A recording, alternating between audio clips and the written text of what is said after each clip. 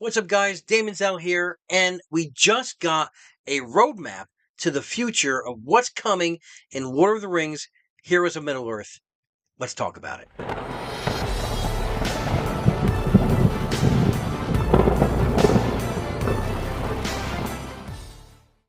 Alright, so we got a roadmap from the devs, and it breaks down into two chapters. First is talking about the launch, what happened, the updates that they've had, the kits, the economy reset, a bunch of other things. We're going to skip past that, because what we're interested in is what's coming next. And with that is the announcement of Heroes of Middle-earth's first legendary character, as well as its first raid, that new game mode that we're all looking forward to, that you have to be at least level 34 according to what it says in the game.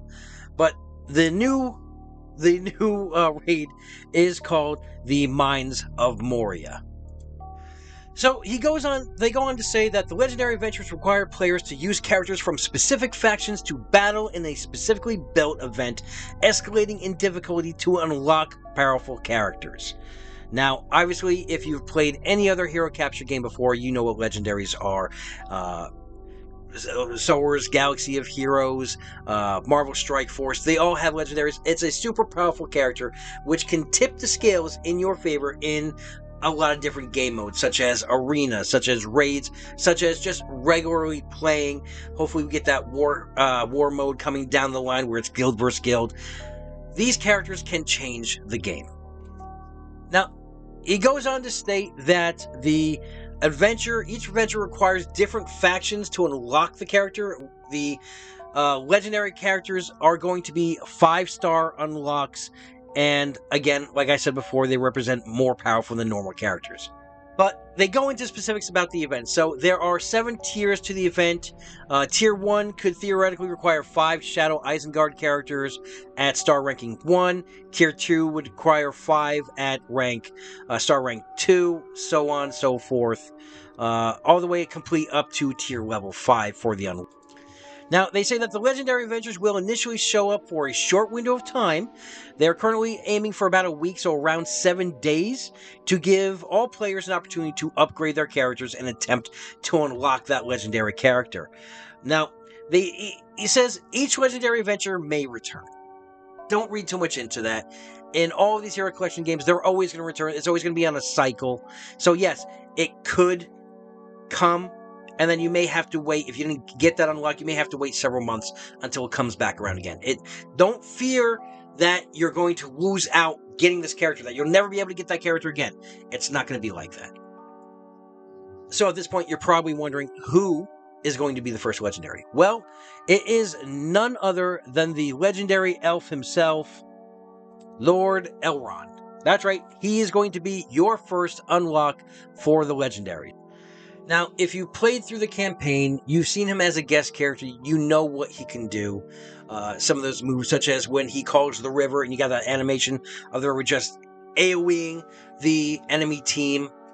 And he's going to bring that entire elf group, that squad, together. He's going to be the glue that holds it together. Now, who knows? Maybe down the line, we'll get more elven legendaries, such as Legolas, and maybe they'll work in tangent. Maybe they'll have 2 different teams. Who knows? But now, also, don't think right off the bat that you're going to need, the elves to unlock. We don't know what we need to unlock him yet. So hold off on putting your resources into all the characters until you absolutely know what you're going to need to unlock him. I'd hate to see you guys level up a team thinking that that's what you're going to need, and then, obviously, if it doesn't come in your favor, that's going to be wasted resources, setting you back for a little bit. So, let's talk now about the first raid, the Minds of Morya, because I'm actually really excited about this. I always loved the raid factions in the different hero collectors. I always thought they were a challenge and just overall fun.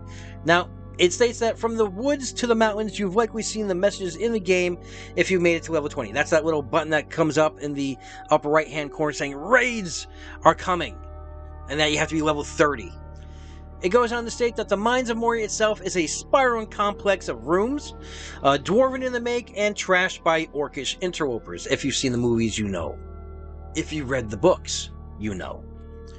Obviously, there's going to be the cave troll, which could be a sub-boss. It could be a boss at a lower difficulty. And of course, the Balrog.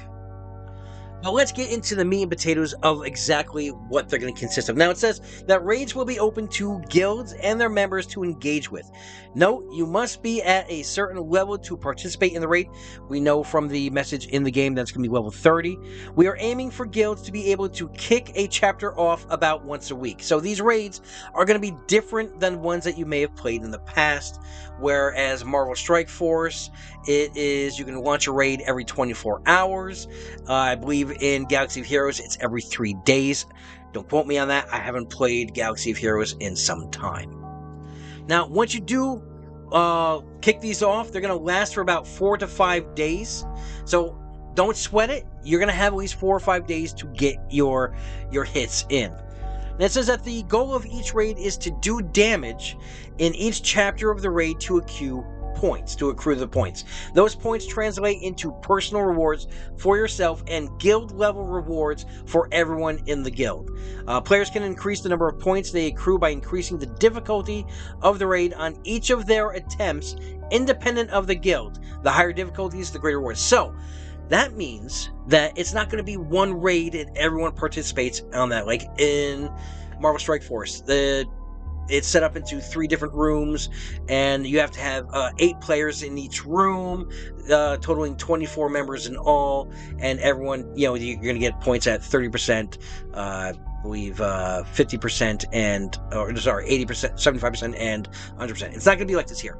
You're going to be only responsible for what you do. So, in other words, you could have someone in the guild do a higher difficulty, and if you don't have the roster to do that, you can attempt it at a lower difficulty. And it's all going to accrue points for your guild and for you personally. Now, if I'm reading this correctly, it means that you can do several attempts. You can try it at a lower difficulty, and if you want, you could try it at a higher difficulty within that 4 to 5 days, which is actually, I like that idea. You're not pigeonholed into a difficulty setting. And they're going to release this in a chapter-by-chapter format, as illustrated above. Rather than going live with all aspects of the raid at once, we'll be releasing chapters one at a time over the course of a month or 2. So, don't fret. We're going to get different things down the road. You're going to get maybe in about 2 to 3 months, we're going to get that first chapter. And then another 2 or 3 months, we're going to get the next chapter, so on and so forth. Now, they were shooting for Q3 of this year to release that, so we're right around the corner for that. Now, obviously, we're going to get a lot of resources. Now, I hope that this is going to help us all with the bottleneck currently right now with the gold, with the crystals, both light and shadow. I think this is going to help us out. And I think we're also going to be able to get some of that gear that we need, so it's not as hard to farm. So, who knows? We don't know what's going on, but what I'm hoping for mostly myself is for a gold and those crystals, because those are the huge bottlenecks that we're facing right now. And I am feeling that crunch along with everyone else. I am also feeling a little bit of the crunch on ability mats, but that's also because there's just so much to farm right here in the beginning of the game.